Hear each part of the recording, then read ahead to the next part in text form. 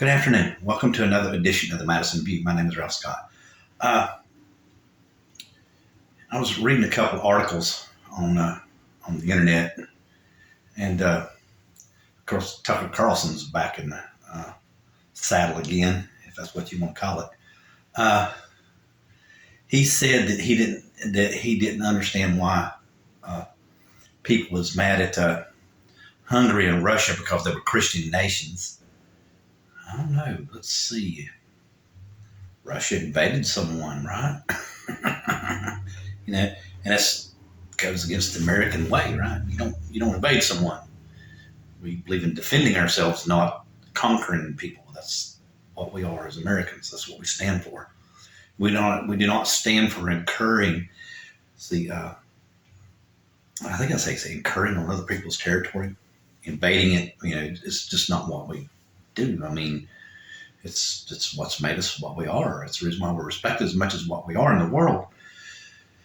Mr.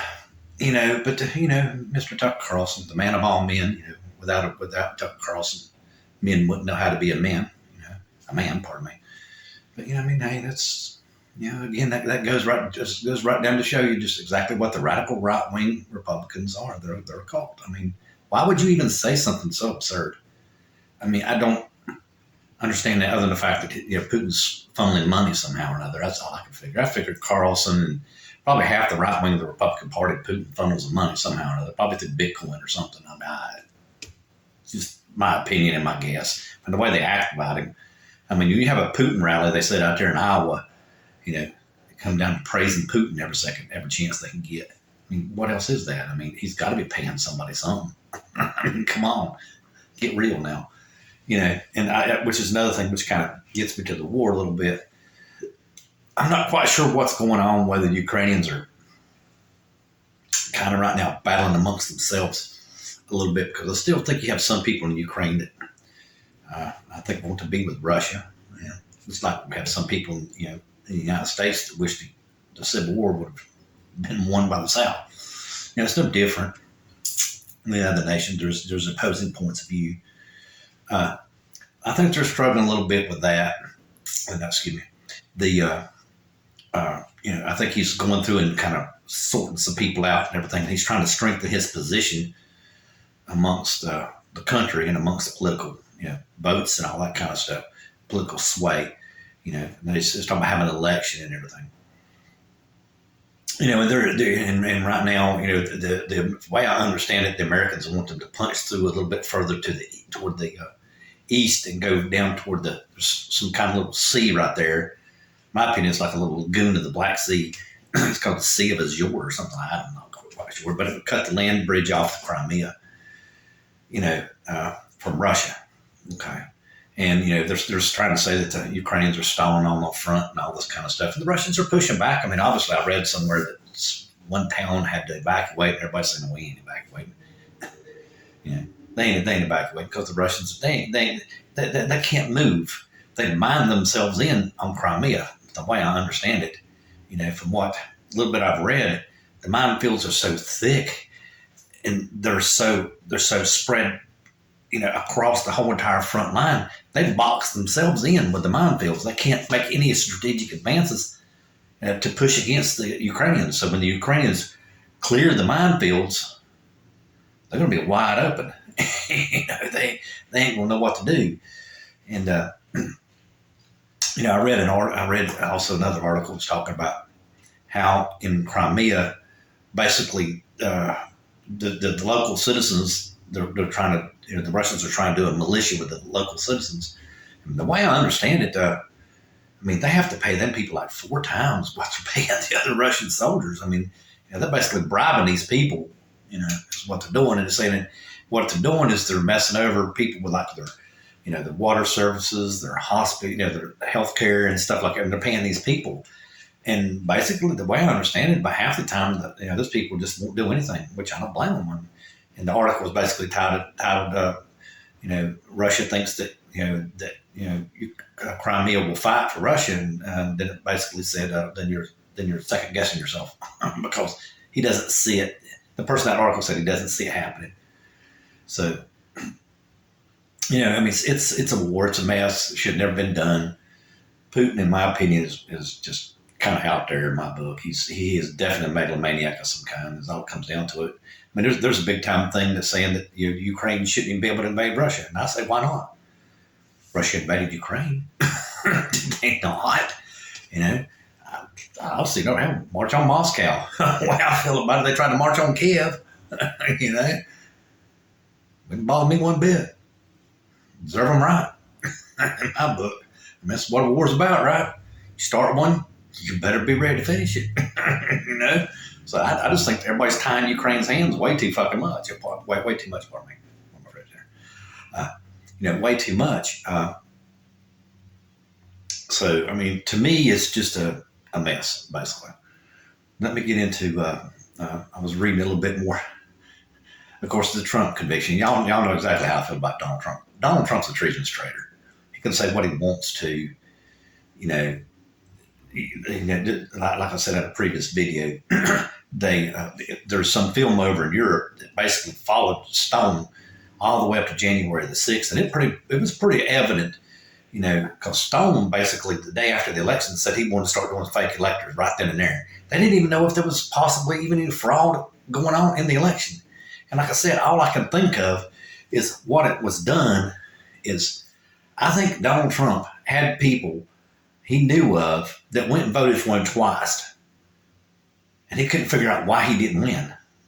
So he was mad about it. And he figured he was getting messed over. There must have been more people voting for Biden like that than him. I think that's all it comes down to.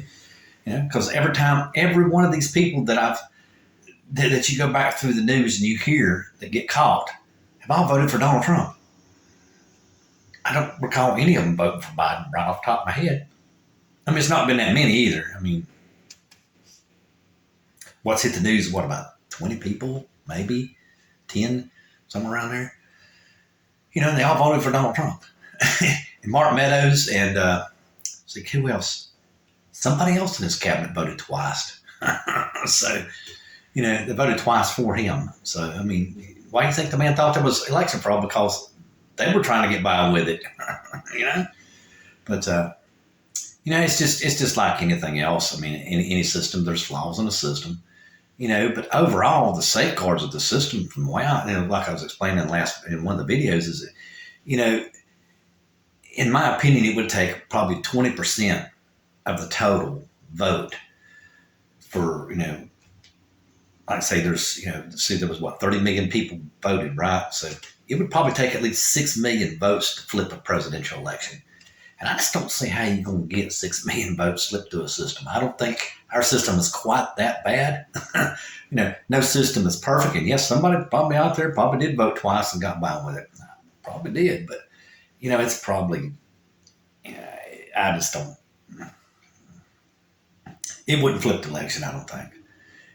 I really doubt it very seriously, y'all. But anyway, Trump is already working with his right-wing Christians, evangelicals, Heritage Foundation, which is basically a branch of Liberty University, which is basically Nazi USA. When you praise Hitler and, quite a few others, Mussolini, and I can't remember who else, that Pol Pot, they praised in the speech, like the university vice president or something, praised those people in the speech, about their astuteness of like education or something. I don't remember what it was. But, it's basically just right-wing radical university. Well, they're recruiting people now because what Donald Trump wants to do is he wants to go in and replace about 50,000 federal workers with radical right-wing Christians, which is what the Heritage Foundation is doing, which, like I said, is part of Liberty University. And they're recruiting people to go in. If Donald Trump wins the election, Donald Trump is going to fire a bunch of people and install these people in the government. Basically, he's going to take over the government no matter how he does it. If that right there doesn't show someone that this man is trying to take over the government. See, that's not how the United States is designed to work out. The United States is designed to work by the individual. That's the reason why when you are put in some kind of position in federal office or elected official, some kind of government function, you as the individual are responsible to uphold the Constitution of the United States. You're not supposed to be loyal to anybody but yourself. That's what it's all about. There is no loyalty pledge except to yourself, that you swear that you will stick up for the Constitution because you're the one that's swearing that you're going to stick up for the Constitution. Nothing else. Nobody else. Not Donald Trump, not Franklin Graham or Liberty University or whoever out there. I don't know half these people. But, that's the way the country is designed. And that's the reason why it's worked so well. It's, first of all, like I told you in a previous video, it makes it very hard to pass something through legislation, which is a good thing, because if the government's hands are tied, then they have less chance of restricting individual freedom. Okay, that's the whole entire purpose of the democratic system and the Constitution, is to tie the government's hands so the individual's freedoms are protected.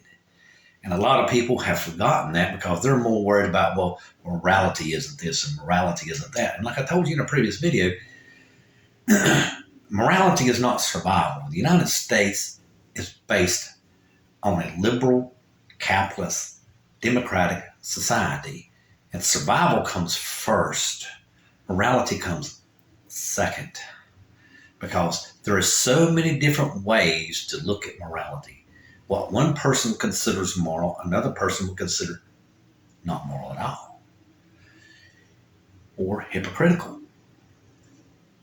So the difference in morals is the reason why there's the First Amendment in the United States Constitution, which protects your right to freedom of religion. You don't have the right to impose it on someone else. The government has no business with its nose in religion, whether it's Christians going in and taking over the government or vice versa. It doesn't matter. And if you can't see that that's the right-wing Christians are trying to take over this country from that move from the Heritage Foundation, you're not paying much attention, or else you're right in the cult with them. That's all I like to say. Good night.